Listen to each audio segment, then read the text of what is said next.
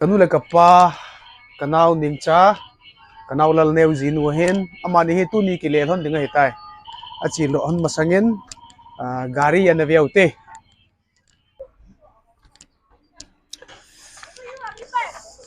gari alui kan tol hi ta hi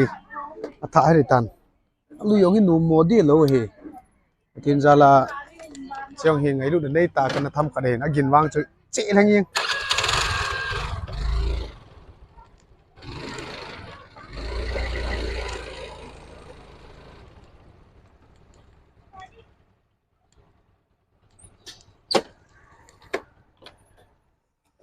chi 2009 model hin si kan tol hi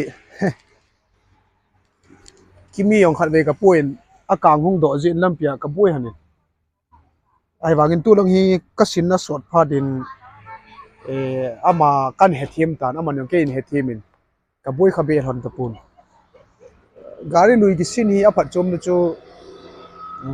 workshop ho to mi tampi ta ki hen loi le pai workshop ba na tong ho mi pham khai ka ki het pi ka contact number ra u min pa phat apa chom he atenin hi 2009 model ka tola ama thujila kitile bible school kana kaya abong le khutam pia pot zia me mi na chun za chat na om ji thawin hi jong le pathin ei mu pi cha thu pi hi tin hun chen lovin ka ki pa e pa kai kana tizin chi chunga ka to ting le na ai chui nam sunga hen cycle cha cha zo lo yo mi tam pi ki u ma hi jin ka ki pa tho tho le chu pathin ei ven ei lung si den ye chun tun chi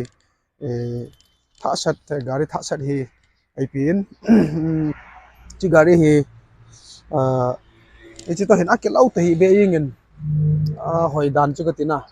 asit hondan ai lo le thil adang ha adang agi het na tam taw min chola chun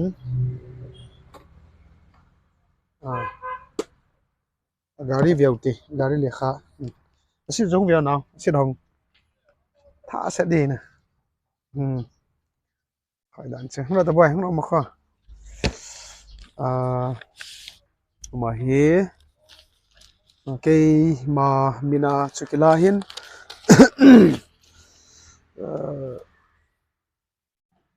gray color agi dan hi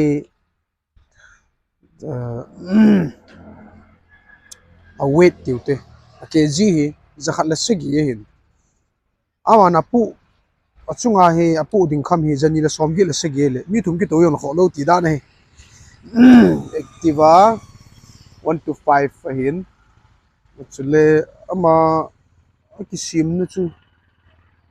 MFD ki ti kha yum lo ri ham ni sum te na ta ka cho na hi 21/12/2022 aman momong hi lakhat le sanggit hi chule month and year of manufacture akitin October 2022 October a ki sim chule zani join lain December tarik som ni la khata kala 6G ho chu kimi na dein ai wangin lam south mo jong ki chi mun tho mai thai ti e chen a hat jet ti na chu chi 125 hi kala wa hin a hoi hin chule akiman dan jong i sei bong vin dang chi a lui pa ho to te ding awang chu ha oi ma hi te abin starting ya start didan IP hoyong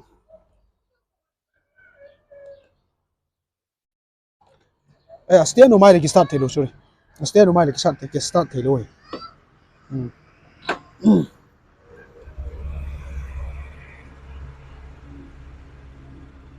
chule astia ni la do mit kit chu again hina oye chi kalung senin chi gari yong kalung sin khui zaram khat hobung zaram khat ana vile hin chi gari ayong kan ha samlai ta in asan to hinong kanau dinga kan chol han le kin gam phabe khat ka chut na in sang ka damolai ni tin ka dingin lang khara ka keng tu loi ke tu loi anomin chain kanawin ai na puzin chi garin nunga yang hin la tampi kan sim do in kanawin ai pu na nunga tin thua kan kalson na hin tu chan hin na tha na lain 2019 a ke la hin tha sanin kanawin a sim do na lain nga banin un chi kasin zo kirin zong patirin chi ai pitayin til hi nga ha din lungning in ti hi bol ngai hi na un chil lo ba nga hat ding hi tin til bol hi i ho lung gel hi kino ta in tu tu ti hi mi ho lung gel hi pathin nin mi hi ma puidan wang hina Israel te yong chu gom chal hun di wa yong chu pathinin kum som li wal zen na pui chu cho hi ve dai le chin pathin ni het sa num ho hi i ho hin gang chala het bai bering gang chala lol hin bai bering ti u hin pathin hin all ta mi hi pui hi ti hi mu thei ne na i chun phun chil lo hela tunia hi iman tamu inga do di wa hi na ye chen chi activa yong chun kana phun pun ka ki pa in ka sema bangin inam sunga cycle cho zo lo yong ma ka tin kan ki pa in eya uma ki pa the na ho hi ha ta gela pathei chan hoi khat ni thum ta sim ding in in piding chu pathe na hina ei ma tha na ki hol thei ampun among in mi ve se ki ei ma tha na pi bol do zo zo ki nei pun ai bangin pathen in bol pi hoi ka na pathen in puidan hoi ka na le nga hat ja mangai lungning ta ding hi ti hi kitilkhouna dianga kan bol hin chule a chaina in kanabin gari hi leo khat invet sai na tin mi dini mai hi zongle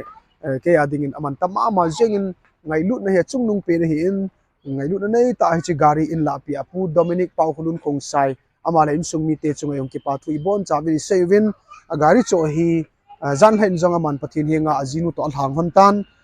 ban jamin i hon jong taw na he thena di ma tu ni video kan bola chule a gari yong hi chi he ti cho pate ta kan ve sa mo mo ngai zen kanabin tin hin san tin chu cho chain he tan te hin sa to gari chuna amalanga disc brake om ji ayong hi ka de hi cho ma he tinglang disc brake pumai chi chu pha ana kacha ten check tiwa alui pa ka tol la ya lam to a kai lal ting le ana phun ji vin patenin che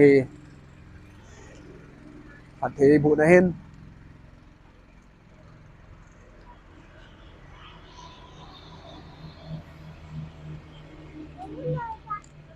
atan te sun tin che bai jan tin mang pha